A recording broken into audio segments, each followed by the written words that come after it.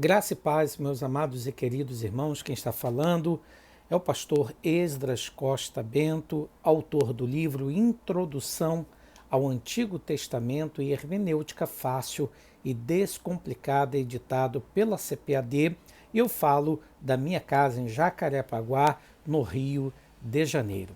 Quero agradecer ao querido pastor Daniel Fisch, como também ao querido irmão Anderson Dourado pelo convite para que eu pudesse, nesta manhã de domingo, compartilhar uma porção da palavra de Deus sobre o tema da lição de número 5, Zorobabel começa a construção do templo. Uma das primeiras coisas que eu gostaria de compartilhar com vocês é que o livro das Crônicas, o livro de Esdras, o livro de Neemias são chamados de obra historiográfica do cronista. É dado diretamente esse nome a esses livros para se diferenciar da obra historiográfica do deuteronomista, que compõe os livros de Josué até 2 Reis. A obra teológica historiográfica deuteronomista, ela está fundamentada diretamente na teologia do livro de Deuteronômio. Então, os livros de Josué a 2 Reis tratam diretamente desse desdobramento teológico do povo na terra de Canaã.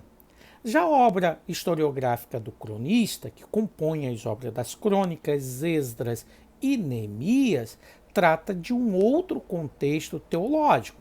No primeiro momento, você vai observar no livro das Crônicas uma citação a várias obras que serviram de fundamento e de registro para as narrativas que lá estão expostas.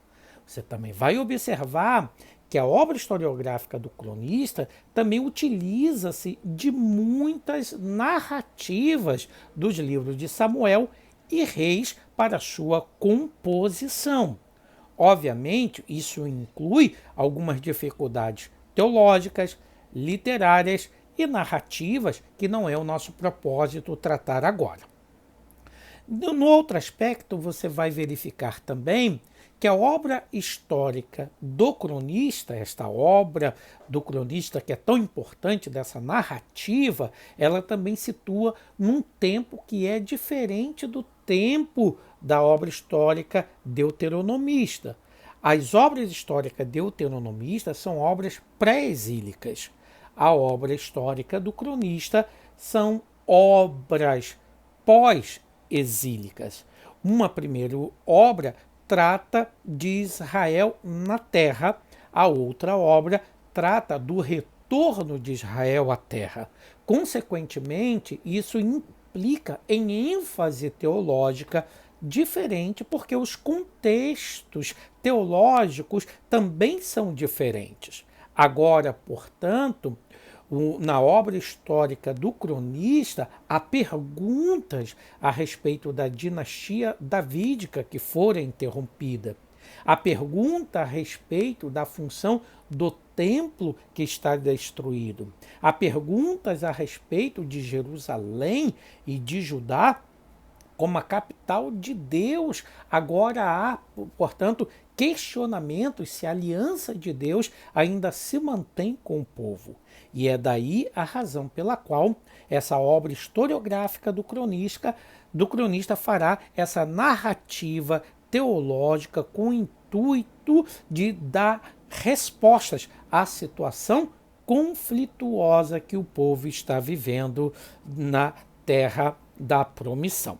Então, a lição da Escola Bíblica Dominical, que está baseado no livro de Esdras, já eu volto ao tema da leitura bíblica, está composta de 3 divisões. A primeira, Deus suscita os profetas Ageu e Zacarias. É muito importante você observar que os livros de Esdras e Neemias devem ser lidos com os livros de Ageu, Zacarias e Malaquias. Mas, pastor Esdras, por que você não falou do livro de Esté?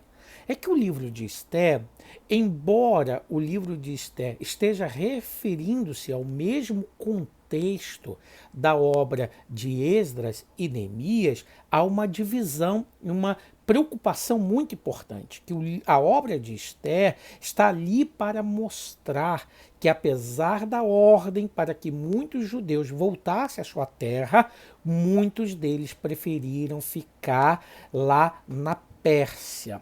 E a obra de Esther vai falar justamente desse grupo que permaneceu, que não foi no primeira leva com Zorobabel, não foi na segunda leva com Esdras e não foi na terceira leva com Neemias. Então, o livro de Esther vai tratar de um contexto teológico diferente, que é a preservação do povo de Deus na Pérsia. E ele não é contado, portanto, como obra do cronista.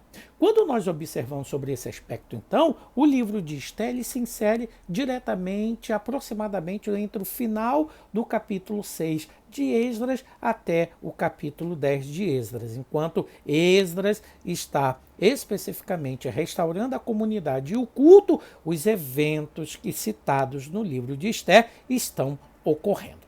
Então, aqui especificamente na lição, o autor fala: Deus suscita os profetas Ageu e Zacarias, o que significa que o livro de Ageu e Zacarias, como também o livro do profeta Malaquias, esses livros devem ser lidos com o livro de Esdras, Neemias e também com o livro de Esther. Com a diferença que a obra de Malaquias está relacionada ao final do ministério do grande reformador Neemias. Então, a obra de Malaquias é uma obra um pouco mais tardia da obra de Ageu e de Zacarias. O ponto fundamental aqui é que o autor, no tópico de número 3, o ministério de profeta à luz da Bíblia, vai retomar o que é o ministério profético para enfatizar mais a importância de Ageu e Zacarias dentro daquele contexto específico.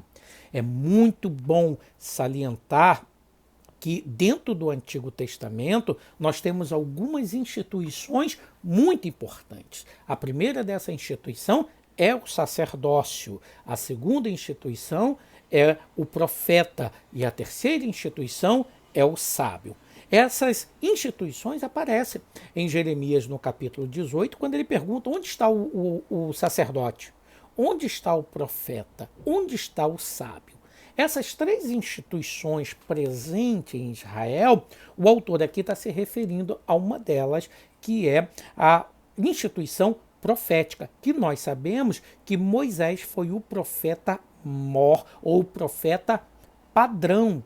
Tanto é que o livro de Deuteronômio, Moisés vai se apresentar como um profeta e vai dizer que depois dele aparecerá um profeta superior, que é uma referência ao nosso Senhor e Salvador Jesus Cristo, que foi reconhecido pela comunidade judaica que cria que ele era profeta, e era o profeta a qual Moisés havia anunciado. Então essa instituição do profeta tem diretamente Moisés como o seu padrão, como o seu profeta normativo. Por isso Moisés é chamado de Israelohim,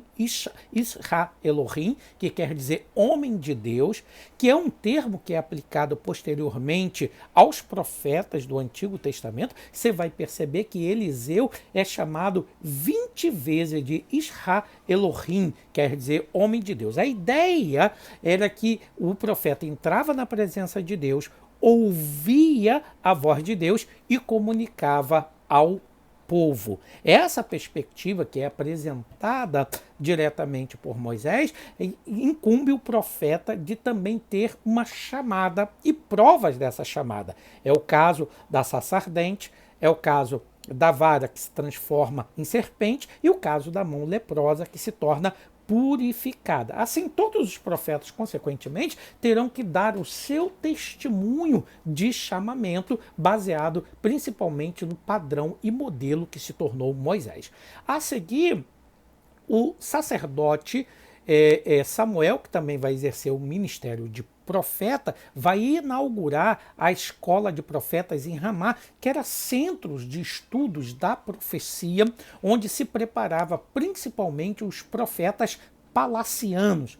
Que quer dizer profeta palaciano? Aqueles profetas que iriam servir os reis ao consultar ao Senhor nas decisões que o monarca deveria tomar. Você tem um caso aí de Natã, que era considerado um desses profetas, Aías, Ido, entre outros tantos que eram considerados profetas palacianos. Então, a escola de profetas se tornou um grande centro de formação teológica. E qual era a mensagem desses profetas? Em primeiro lugar, os profetas anunciavam a mensagem de Yahvé. Por isso vem a voz por detrás da voz do profeta. O Senhor disse: veio a mim a palavra do Senhor. A semelhança de Ezequiel, o profeta é aquele que come, engole os pergaminhos da mensagem de Deus. Consequentemente, o profeta tinha uma mensagem, um anúncio para o seu tempo. Em tempo de apostasia, ele condenava a apostasia. Em tempo de tristeza, ele aumentava a esperança do povo. Ele condenava o pecado, mas também animava o povo, sendo um profeta exortativo. Então, a mensagem dos profetas variam dentro do seu próprio contexto de ação e dentro das suas próprias circunstâncias. A verdade era que os profetas eram homens de Deus que falavam a palavra de Deus para o povo. Consequentemente, a palavra profeta são de duas categorias dentro do Antigo Testamento. Primeiro, a palavra navi. A palavra navi vem de uma raiz hebraica que significa borbulhar, ferver. E é a palavra mais comum para profeta do Antigo Testamento. Quando se fala de navi, aquele que borbulha, aquele que está em estado de ebulição, refere-se ao despejar das palavras proféticas de Deus para o seu povo. O profeta vai fervilhando como água que está tendo a sua temperatura aquecida, até que ele chega a uma temperatura que ele despeja em linguagem inspirada a palavra de Deus. A segunda palavra é a palavra rosé, que designam o profeta como um vidente. Isso significa que o profeta era aquele que anunciava aquilo que via. Nem todos os profetas eram videntes, mas havia profetas que tinham visões da parte de Deus, como era o caso do grande profeta Ezequiel, que era um profeta do exílio, ele era um profeta vidente. Daniel era um profeta vidente, mais ainda apocalíptico, porque a profecia de Daniel marca uma mudança dentro do contexto histórico escatológico do povo de Israel, em que a mensagem passa a ser anunciada sobre o viés determinista, sobre o viés de grandes imagens fantásticas, que é, em certo ponto, aquilo que nós chamamos de apocalíptica. Então, a função de Ageu e Zacarias aqui era a função de exortador, de animador, daqueles, portanto, que recebiam a palavra de Deus em momento de grande luta, de grande dificuldade, para incentivar, para motivar, para reaquecer o coração frio do povo e dos líderes para a restauração do templo. Então, não apenas se destaca aqui o ministério, mas se destaca também a pessoa de Zorobabel. Quando nós olhamos para o livro de Esdras, você sabe diretamente que o livro de Esdras possui 10 capítulos. Mas você deve lembrar que o livro de Esdras, que possui 10 capítulos, tem duas divisões principais. A primeira divisão, que vai do capítulo 1 ao 6, e a segunda divisão, que vai do capítulo 7 ao 10. Na primeira divisão, Zorobabel é a pessoa proeminente. Na segunda divisão, Esdras é o personagem principal. E essa divisão dos dois livros estão muito bem divididas, pessoal. Você vai ver, no primeiro lugar, que no capítulo 1, do livro de Esdras, você vai ver o decreto de Ciro. E no capítulo 7 você vai ver o decreto de Artaxerxes, que é um outro imperador persa. O capítulo 1 fala que o líder é Zorobabel. O capítulo 7 fala que Esdras, o escriba sacerdote, é o líder. No capítulo 2, você vai ver o número daqueles que acompanharam a Zorobabel. No capítulo 8, você vai ver o número daqueles que acompanharam a Esdras. No capítulo 1 e no capítulo 2, você vai ver os utensílios e presentes que Zorobabel levou consigo para Jerusalém. E no capítulo 8, você verá os utensílios e presentes que Esdras levou consigo. No capítulo 3, você vai ver a chegada de Zorobabel a Jerusalém. No capítulo 8, você vai ver a chegada de Esdras também a Jerusalém. No capítulo 5, do versículo 1 ao 6, que é o tema que nós estamos tratando agora, você vai ver o ministério profético de Ageu e Zacarias. Mas na segunda parte você vai ver o ministério sacerdotal de Esdras na intercessão a favor do povo no capítulo 9. O resultado principal no capítulo 6, que da primeira parte, é a reconstrução do templo. O resultado principal na segunda parte é a separação entre o povo de Deus e os estrangeiros. Desse modo, portanto, você vai ver que essa organização teológica, narrativa do livro de Esdras se parece muito com a narrativa e construção do livro de Atos dos Apóstolos. Se você observar o livro de Atos dos Apóstolos, ele tem duas divisões principais. A primeira divisão, de 1 a 12, que fala de Pedro, e a segunda divisão, de 13 em diante, que fala de Paulo. Pedro é proeminente na primeira, Paulo é proeminente na segunda. Se você fazer uma análise, você vai verificar que, assim como eu fiz aqui com Zorobabel e Esdras, você pode fazer com Paulo e Pedro, respectivamente, nas narrativas do livro de Atos dos Apóstolos. Então, o que nós vemos especificamente é que o primeiro decreto para que o povo saísse para Jerusalém tem como líder principal Zorobabel. Isso você sabe que foi feito pelo decreto de Ciro. E já o livro de Isaías nos fala a respeito de Ciro como ungido que Deus havia de levantar para libertar o povo. Olha, o próprio Joséfo, historiador judeu, relata muito bem que Daniel pegou as profecias de Isaías e deu-a a Ciro, e Ciro ficou extraordinariamente maravilhado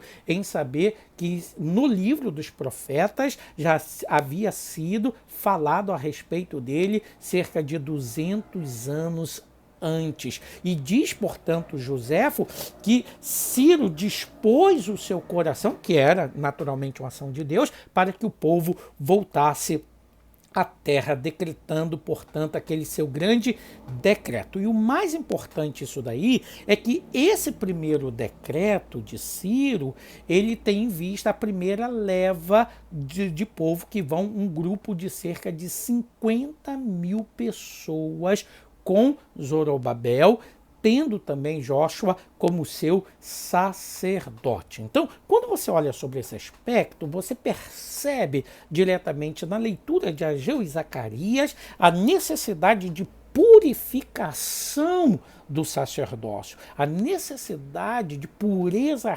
ritual para poder se fazer a restauração do templo. E é muito importante que eles enfrentaram grandes dificuldades e tal qual nós encontramos os profetas neotestamentários, aqueles a partir de Pentecoste, que eram animadores, incentivadores, exortadores, como, por exemplo, Barnabé de Antioquia, que era conhecido como filho da consolação, que era profeta exortador. Nós temos aqui diretamente Ageu e Zacarias, que são profetas exortadores, para que essa grande, extraordinária obra continuasse. Então, esse primeiro grupo com Zorobabel, ele começa diretamente a receber as doações para poder reconstruir o templo, reconstruir o altar, e cerca de 50 mil judeus se interessaram para retornar.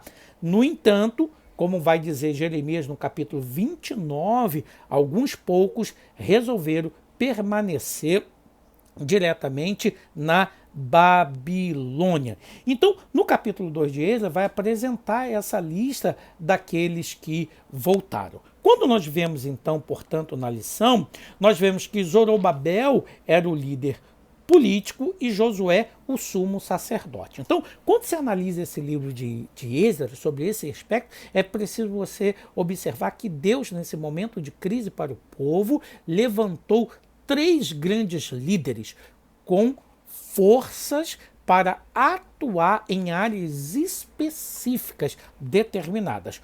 Com Zorobabel para a reconstrução do templo, com Esdras para a restauração do culto e da comunidade, e com Neemias para a restauração dos muros. Obviamente que uma obra tão extraordinária como essa não se faz sozinha. Nós tivemos, portanto, 86 anos depois de Zorobabel, surgiu dentro do contexto Esdras para inaugurar uma nova fase de transformação do povo. E, simultaneamente, depois, Neemias com uma outra leva para restaurar os muros, de tal maneira que Esdras, o líder religioso, e Neemias, o líder civil, trabalharam juntos para restaurar o povo de Israel. É importante você notar a força da liderança em unidade e a função principalmente do profeta e da profecia para manter essa argamassa, para manter esse conjunto unido, esse bloco maciço. São pessoas distintas, um trabalhando na área do culto e da restauração da comunidade, o outro trabalhando na área da restauração dos muros. O primeiro tinha a Torá e o livro de Deuteronômio, a Torá e o livro das crônicas para a restauração do templo. O outro tinha pá, tinha ferramenta de guerra para a restauração do muro. E ambos foram lembrados como grandes líderes da tradição e do povo hebreu. Sem dizer, portanto, que Neemias, depois de Esdras ter passado, ainda exerceu uma função religiosa importante de avivamento religioso, depois ainda de Esdras, já no seu final de ministério.